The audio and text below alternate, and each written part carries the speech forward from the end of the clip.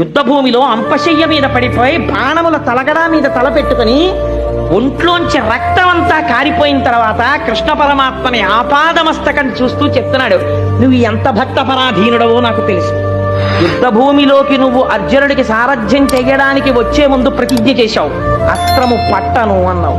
నేను ప్రతిజ్ఞ చేశాను, నీతో పట్టిస్తాను అన్నాను. నువ్వెలా పడతావో నాకు తెలుసు. నేనేం చేశానో తెలుసా? 10వ రోజు యుద్ధంలో అర్జునుడి మీద బాణ పరంపర కురిపించి కొట్టేశాను. అర్జునుడు కొట్టేస్తే నువ్వు తప్పించగలిగినంతసేపు తప్పించి వెనక్కి తిరిగి చూసావు. అసలు అర్జునుడు ఏమైనా యుద్ధం చేస్తున్నాడా అని అనుమానం వచ్చింది.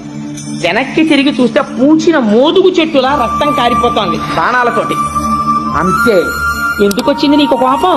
నిన్ను నమ్ముకున్న వాణ్ణి నేను కొట్టానని కోపం వచ్చేసింది. ఆ కోపంలో నీ ఒడలు నీవు మరిచిపోయావు పరమాత్మ. అంత భక్త పరాధీనుడివయ్యా నువ్వు.